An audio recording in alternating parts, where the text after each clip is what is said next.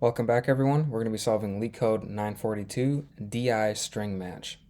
So we're given a permutation of n plus 1 integers of all the integers in the range from 0 to n, which can be represented as a string of length n, where the ith position inside of that string is equal to I if the ith position in our permutation is less than the next position in our permutation, and the ith position in our string will be equal to d if the ith position in our permutation is greater than the next position in our permutation.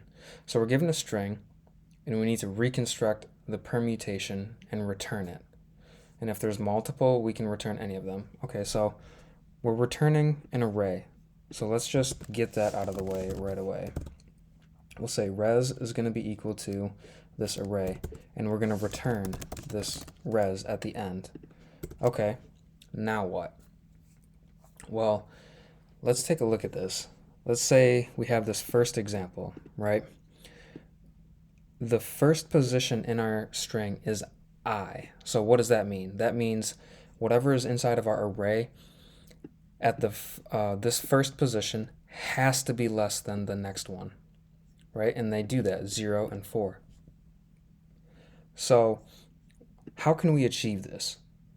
Well, we can have two variables. Let's call them low and high. We will set low equal to 0 at the start, and then we will set high equal to whatever the length of our string is, the length of s. Okay, so now what? Let's continue through this example. Let's say the first position is I, right? So we know it has to be less than the next one. Well, we know low is already less than high. So let's just append the low, right? It'll be 0 for the first iteration. Okay, let's move on to our next iteration. We see that the second character in our string is D. All right, well, let's take a look at our constraints again. Well, it's D, so we know that the current position we're at inside of our permutation has to be greater than the next element we place inside of it. Okay, and we know that the previous element has to follow this constraint where it has to be less than the element that follows it, right? Okay, so let's just put the value of high into this position, right? So let's say it's 4 for this, right? Just to follow the example. Okay, that satisfies the first constraint, but now we have to satisfy this one. Okay, let's say we had a D at the third position instead of an I. What does that mean? That means this value has to be greater than the following value. Okay, well, after that iteration we just did, if we decrement high, the next value we would place inside of it would be 3, right? That still follows this constraint where the previous element is greater than the next one. So if we continue through this iteration and just update low by 1 whenever we use that variable and update high by decrementing it by 1 when we use high, we'll be able to make this permutation. And it'll make a little more sense when we type it out. So let's do that. So we know we're going to have to iterate through our string, right? So let's say for character in S. What are we going to do? Well, we have to check if that character is an I or a D. So let's say if the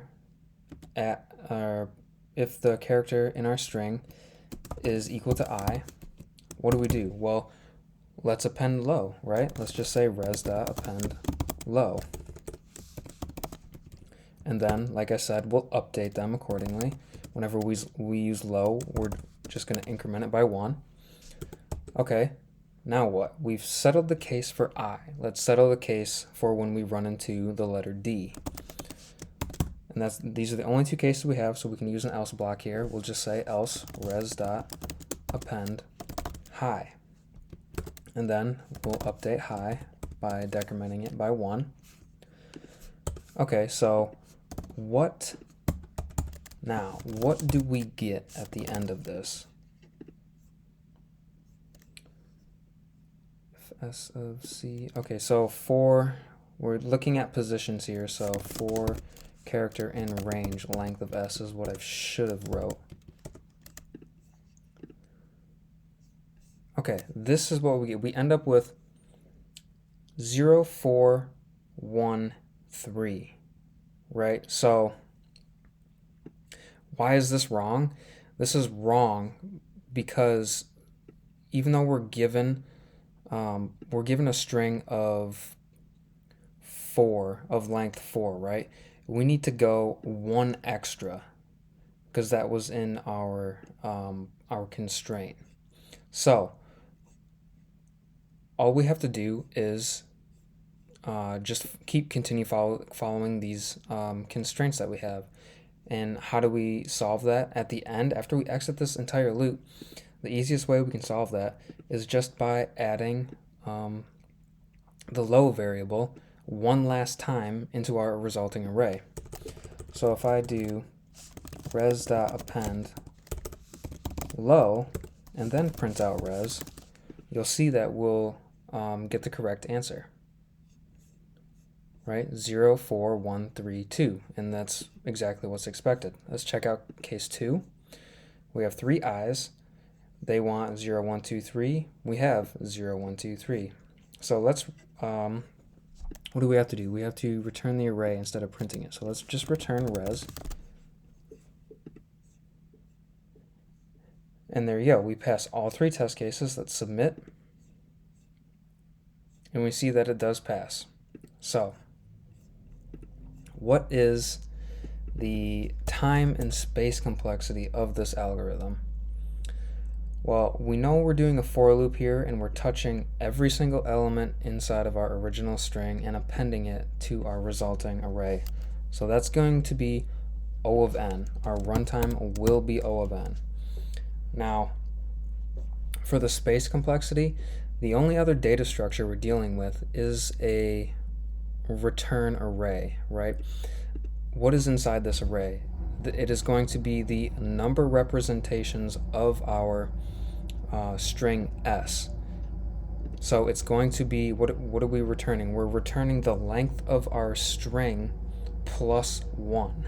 So that will be our space complexity. It'll be s.length plus 1, or we could just say it's just going to be the length of our return array.